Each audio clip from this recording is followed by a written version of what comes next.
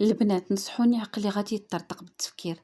انا وراجلي وبنتي جينا اوروبا، حرقنا الفيزا، دوزنا في اسبانيا شي شهر، ما لقينا لا خدمه لا سكنه. مشينا لهولندا حيت تما دبر لينا عمو على دار وخدمه. قلنا نجمعوا شويه ونزلوا اسبانيا باش نديروا الوراق. ايوا دازت 3 سنين ما جمعنا والو. المهم شنو غادي نقول لكم، رجعنا في واحد الحاله عمري كنت كنتصور راسي نوصل ليها. لا ماكله لا شراب لا فلوس التكرفيس. وهادشي دمر ليا النفسيه ديالي. كنقول لراجلي انا غادي نرجع بحالي للمغرب مع بنتي، وانت بقى حتى تقاد الوراق وجبنا لعندك. ايوا منين قالها لعائلته حيت كنا من قبل ساكنين مع دارهم. ايوا هي البنات ما بغاوش دارهم، واخا حكينا لهم على ظروفنا قالوا لينا غير صبروا. حنا عليا نخرجوا الزنقه من قوه المصاريف اللي كتار، الكرا وزيد وزيد. مع العلم اتاتي ومسائل بقاو عندهم.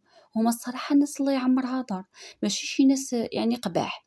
دابا غير قولوا لي واش نهز بنتي وننزل المغرب، واللي بغى يوقع يوقع، ولا شنو ندير؟ عافاكم ما تبخلوش عليا في لي كومونتير.